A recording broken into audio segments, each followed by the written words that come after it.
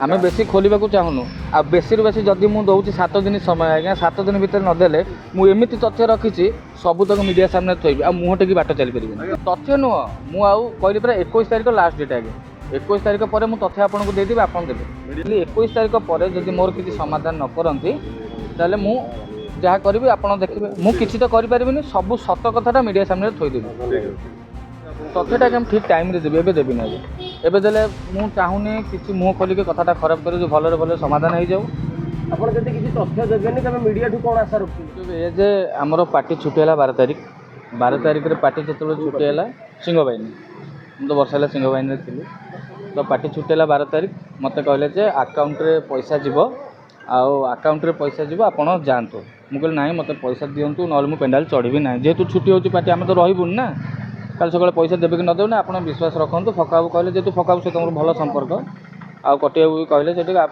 जातु आम आकाउंट रे पठेदेवी पार्टी छुट्टी है घर को आसिली घर को आसला 4टा बेले फोन कली आ फोन रिसीव कले ना कटी बाबू कि फकाबू रिसीव कले तापर सेकेंड दिन फोन कली कहले आम शिफ्टिंग रे अच्छु जिनपतर गुराक आसनी आम जा गाड़ी खराब हो गला आम पहुँचिक पैसा पठेदेव बोले हाउ से दिन गला ता 12 दिन फोन कली फोन रिसीव कले 3-4 थर फोन कली फोन रिसीव कले तापर घर नंबर जो फोन कली घर मो फोनटा को रिसीव कले तब मो ना कहली आ फोनटा काटिदेले आ फोन रिसीव कले ना बारंबार 100 थर पाखापी कॉल अच्छी देखिए मो पाखे मेसेज अच्छी भी कॉल लिस्ट 100 थर फोन कली रिसीव कले फका भी रिसीव कले तापर मेसेज कली ऑनलाइन मेसेज कली मुझे एमती करूँ लास्ट को मीडिया आगे पकड़ी भल कौन दे सी आ उठेले ना जो मुझे काली भिड करके पकईली मोर भ्यू गला बेसी तो बारंबार फोन कले मुझे फोन कली मोर पैसा पाइबा मत पैसा देल ना तुम फोन रिसीव कले तुम क्या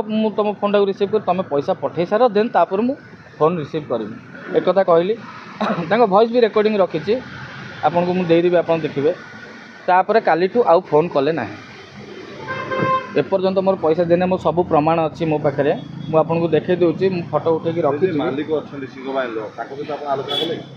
से फोन तो उठेले आज्ञा कौन करी फोनटा उठेले कौन करी देखो जदि आज आसिक गला 18 तारिख 19 तारिख हो गला जदि मु भूल अच्छी से ठीक अच्छा दिने तो मत कॉल करते दिने तो कॉल कर पचार रोन सब कौन हो पैसा देती तू कौन फोन जो पैसा न देची भी कहीं एगुरा छाड़ मुझे पैसा देवी दिने भी फोन कले आप निजे कहूँ जब पैसा देती तो सी फोन करवा कथा निहाती मु बर्तमान मोर 60,000 टंका दरमा एडवांस नहीं सारापर मोर मासक 60,000 टंका दरमा था 1,00,000 टंका शिवानी फेरबार था जेहेतु शिवानी 1,00,000 टंका मो ओभरड्यू था मुझे 1,00,000 टंका काटी मास 20,000 करदे 40,000 पाऊँ आउ मु टिकेट नहीं 2100 टंका जेहेतु आमर रिलेटिव आसते टिकेट पैसा 2100 टंका कटिगला 2,000 टंका फ्यूल पर नहीं आउ मोर हूँ 35,900 टंका 35,000 फोन उठा बिल्कुल उठाऊना आपड़ मु एका नुहे आज्ञा आपड़ जैक्सन सार को पचारे मुझे आपको कहूँ आपन सामने मुझे जैक्सन सार को फोन करी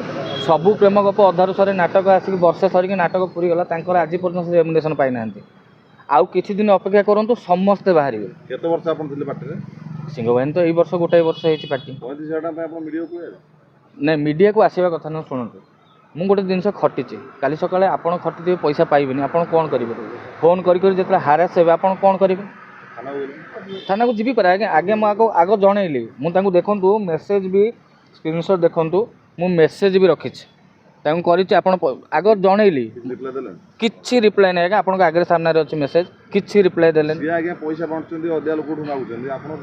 आज्ञा देखो आम जो वर्षे चलिक आम भर लोक पचारिक बुझुँ ना आज्ञा मुझे पाखे वर्षे रही मुझे विषय बेसी जानी ना समस्ते बेसी जानवे तो बस आम जानूँ कथाटा कौन आम बेसी खोलने को चाहूनु आ बेसी बेसी जदि मुझे दूसरी 7 दिन समय आज्ञा 7 दिन भितर नदेले मुझे तथ्य रखी सब तक मीडिया सामने थोबी आ मुहँ टेकी बाट चली पारि कि आज्ञा ना सब फेक कथा आज्ञा शुणु कि नदे आम तो जानी सी ए कहते कौन मुझे मीडिया देखिली से 20 लाख देते 18 लाख फेर आज्ञा आम सामने तो देना आम केमती कहते कि न देती सत कौन मिछ कथा आम जाने से तो समस्त मीडिया समस्त जानते से देती बोली ये देखो 1 कोटी टंका गाड़ी बर्तमान मालिक संगे बसिक मीटिंग हो गला आप देखुए सबू सरला ଏବେ କଥାଟା ପାର୍ଟି ଛୁଟି ହେଲା ପରେ କଥାଟା କାହିଁକି ବାହାର କରିଛନ୍ତି ଆପଣ ନିଜେ ଜାଣିପାରୁନାହାନ୍ତି? ଏଇଟା ପ୍ରି ପ୍ଲାନିଂ ହେଉନି? ଆପଣ ମାଲିକ ସଂଘକୁ ଜଣେଇଲେନି ଏ ବିଷୟରେ? ମାଲିକ ସଂଘ ଆଜ୍ଞା ଦେଖନ୍ତୁ, ପଇସା ମୁଁ ଜଣଙ୍କ ପାଖରୁ ପାଇନି, ମୁଁ ମାଲିକ ସଂଘକୁ କେମିତି ଜଣେଇବି? ମୁଁ ମାଲିକକୁ ଜଣେଇବି ନା। ମାଲିକ ତ ଫୋନ୍ ହିଁ ଉଠାଉନାହାନ୍ତି। ସିନା କ'ଣ ଅସୁବିଧା ହେଲେ କି କୌଣସି ମୋର ପ୍ରୋବ୍ଲେମ୍। ଆଜ୍ଞା ଆପଣଙ୍କର ଗୋଟେ କଳାକାର ସଂଘ ଅଛି, ମାଲିକ ସଂଘ ଅଛି, ଜଣେଇଛି ଆଜ୍ଞା। ସଂଘ ଅଛି, ସବୁ ପ୍ରକାରର ସଂଘ ଅଛି। ଆଜ୍ଞା ନ୍ୟାୟ ବ୍ୟବସ୍ଥା ଅଛି, ପୋଲିସ ବ୍ୟବସ୍ଥା ଅଛି। ଆଜ୍ଞା ଏଇ 35,000 ଟଙ୍କା ପାଇଁ ଆପଣ ଚାହିଁଥିଲେ ସେ ଜାଗାକୁ ଆଗେ ପହଞ୍ଚି ପାରିଥାନ୍ତେ। ଆଜ୍ଞା ପହଞ୍ଚି ଯୋଉଠି କିଛି ମୁଁ ନିରାଶ ହେଲି, ବାଧ୍ୟ ହୋଇକି ମୁଁ ମୋ ମିଡ଼ିଆ ସାମ୍ନାକୁ ଆସିଲି। ଥାନାକୁ ମୁଁ ତ ଏଫଆଇଆର ଦେବି, ସେଥିପାଇଁ ପୁରା ଆସିଛି ଆଜ୍ଞା। ଆପଣ ତ ଫୋନ୍ କଲେ ମୁଁ ସେଥିପାଇଁ ଆସିଛି। ମୁଁ ଏଇଠୁ ଯିବି ଥାନାକୁ ବର୍ତ୍ତମାନ। ଆଜ୍ଞା ମୁଁ ଖୋର୍ଦ୍ଧା ଥାନା ଦେବି। ଆଜ୍ଞା ଥାନା କିଛି ନ ଶୁଣିଲା ମିଡ଼ିଆ ସାମ୍ନାରେ ପୁଣି ଆସିବି, ତାଙ୍କ ଅସଲ ମୁଖାଟା ଖୋଲିଦେବି। ମାଲିକ ସଂଘକୁ ଜଣେଇବେନି? ମାଲିକ ସଂଘ ଦେଖନ୍ତୁ, ମାଲିକ ସଂଘ ହେଉଛନ୍ତି ସବୁ ପାର୍ଟି ମିଶିକି ଗୋଟେ ମାଲିକ ସଂଘ। ପଇସା ଫେରାଇବା ପାଇଁ ବୈଠକ ବସୁଛି ଆଜ୍ଞା ଯେ ଆପଣଙ୍କର ପଇସା ଦିଆ ହେଇନି, କାହିଁକି ଜଣେଇବେନି ଆପଣ? ସେ ବାଟ କଥା ଯାଉ ଆଜ୍ଞା। ମୁଁ ତାଙ୍କୁ ଆଗ ପର୍ସନାଲି ମେସେଜ୍ କଲି, ଭିଡ଼ିଓ କଲି, ପଠେଇଲି, କିଛି ରେସ୍ପନ୍ସ ଆସିଲାନି। ଦେନ୍ ଆଗକୁ ମୁଁ ପ୍ରୋସିଡ଼୍ କରିବି।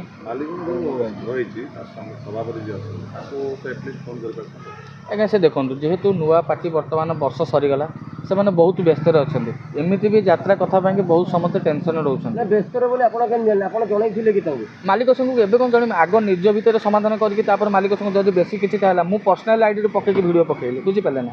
ମୁଁ ପର୍ସନାଲି ଭିଡ଼ିଓ ପକେଇଲି। କଳାକାର ସଂଘର ବାପୁ ପଣ୍ଡା ଅଛନ୍ତି, ତାଙ୍କୁ ଜଣେଇଥିଲେ? କଳାକାର ସଂଘକୁ ଲେଖା ହେଇଛି ଅଲରେଡ଼ି, ମୁଁ ଲେଖିକି ରଖିଛି ଆଜ୍ଞା। ଏବେ ଦେବି ତାଙ୍କୁ ପଠେଇବି, ଜଣେଇବି। ମୁଁ କାଲି ଏ କଥାଟା ହେଇଛି ନା ଆଜ୍ଞା, କାଲି ହେଇଛି। ଆଜି ଟୋଟାଲ୍ ଲେଖାଲେଖି କରିକି ଆଣିକି ଆସିଛି। ଏବେ କଳାକାର ସଂଘକୁ ଜଣେଇବି, ସମସ୍ତଙ୍କୁ ଜଣେଇବି, ତାପରେ ଯାହା ନ୍ୟାୟ ଦେବେ। ଆପଣ ବର୍ଷେ ରହିଲେ ସିଂହବାହିନୀରେ, କ'ଣ ଆପଣ ଦେଖିପାରିଲେ? ମାଲିକ ସହିତ ଆପଣଙ୍କ ବ୍ୟବହାର କେମିତି ଥିଲା? ମାଲିକ ତାଙ୍କ ପାଟିକି ଆସନ୍ତୁ, ଆଜ୍ଞା କେବେ କଥା ଆସନ୍ତୁ? ହେଇନାହାନ୍ତି ଆପଣ? ହଁ କଥା ହେଇଛି। ବ୍ୟବହାର କେମିତି ଥିଲା? ବ୍ୟବହାର ଆଜ୍ଞା ଭଲ। ଗୋଟିଏ ଦିନ 7 ମାସ ତଳେ ଆସିଥିଲେ ଆଜ୍ଞା। 7 ମାସ ତଳେ ଗୋଟିଏ କଥା କହିଥିଲେ, ଯିଏ ଯାଉଛ ଯାଅ, ମୁଁ କ'ଣ ତାଳ ଗଛ ନା କ'ଣ ଭାଙ୍ଗିଯିବି ପଛେ ମୁଣ୍ଡ ନୁଆଁଇବିନି।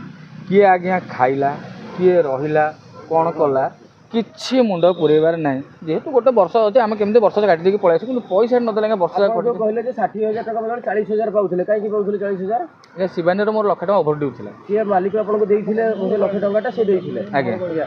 ସେ ଯଦି 1,00,000 ଟଙ୍କାଟା ଆଜ୍ଞା ଆପଣଙ୍କୁ ଦେଇଥିଲେ, ଆଗୁଆ ଦେଇଥିଲେ, ଆପଣ ଶିବାନୀକୁ ସେ 1,00,000 ଟଙ୍କାଟି ଫେରେଇଥିଲେ। ଆଜ୍ଞା ଆପଣ 35,000 ଟଙ୍କା ପାଇଁ କିଛି ଦିନ ଆପଣ ଅପେକ୍ଷା କରିପାରିଥାନ୍ତେ। ଆଜ୍ଞା ଶୁଣନ୍ତୁ, ଯେଉଁ 1,00,000 ଟଙ୍କାର ଶିବାନୀ ମୋର ଓଭର ଡ୍ୟୁ ଥିଲା, ପାର୍ଟିର ନିୟମ ଅଛି ସବୁ ଯାତ୍ରା ପାର୍ଟିର। ଆପଣ ଯେଉଁ ପାର୍ଟିରେ ଧରନ୍ତୁ ଓଭର ଡ୍ୟୁ କିଛି ଅଛି ପଇସା, ନେକ୍ସଟ ଯେଉଁ ପାର୍ଟିକି ଯିବେ ସେ ପାର୍ଟି ପଇସାଟା ଫେରେଇବ, ନହେଲେ ଆମେ ପର୍ସନାଲି ଫେରେଇଦେବୁ।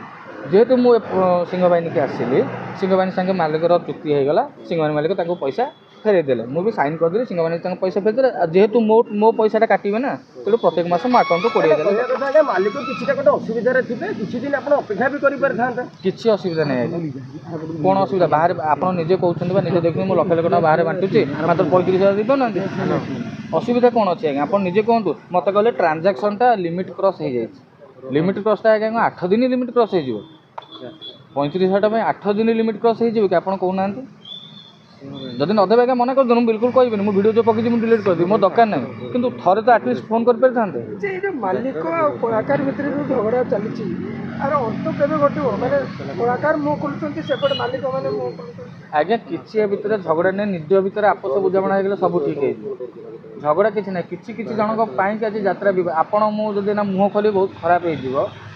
ଯାତ୍ରା ଏ ଯେଉଁ କଳିଟା କେଉଁଠୁ ଆରମ୍ଭ ହେଇଛି ଆପଣମାନେ ଜାଣିଥିବେ। ଆପଣଙ୍କ ଭିତରେ ଏମିତି କ'ଣ ତଥ୍ୟ ଅଛି ଯେ ଆପଣ ତଥ୍ୟଟା ଆଜ୍ଞା ମୁଁ ଠିକ୍ ଟାଇମ୍ରେ ଦେବି, ଏବେ ଦେବିନି ଆଜ୍ଞା। ଏବେ ଦେଲେ ମୁଁ ଚାହୁଁନି କିଛି ମୁହଁ ଖୋଲିକି କଥାଟା ଖରାପ କରି ଯେଉଁ ଭଲରେ ସମାଧାନ ହେଇଯାଉ। ଆପଣ ଯଦି କିଛି ତଥ୍ୟ ଦେବେନି, ତେବେ ମିଡ଼ିଆଠୁ କ'ଣ ଆଶା ରଖୁଛନ୍ତି ଆପଣ? ତଥ୍ୟ ନୁହଁ, ମୁଁ ଆଉ କହିଲି ପୁରା 21 ତାରିଖ ଲାଷ୍ଟ ଡେଟ୍ ଆଜ୍ଞା। 21 ତାରିଖ ପରେ ମୁଁ ତଥ୍ୟ ଆପଣଙ୍କୁ ଦେଇଦେବି, ଆପଣ ଦେବେ। ମିଡ଼ିଆ ମାଧ୍ୟମରେ ମେସେଜ୍ ଦେଲେ ମେସେଜ୍ ହଁ 7 ଦିନ ପାଇଁ ମୁଁ ସମୟ ଦେଉଛି। 7 ଦିନ 21 ତାରିଖ ଡେଟ୍ ଦେଉଛି, 7 ଦିନ ଆପଣଙ୍କୁ ଟାଇମ୍ ଦେଲି। 21 ତାରିଖ ପରେ ଯଦି ମୋର କିଛି ସମାଧାନ ନ କରନ୍ତି, ତାହେଲେ ମୁଁ ଯାହା କରିବି ଆପଣ ଦେଖିବେ। ମୁଁ କିଛି ତ କରିପାରିବିନି, ସବୁ ସତ କଥାଟା ମିଡ଼ିଆ ସାମ୍ନାରେ ଥୋଇଦେବି।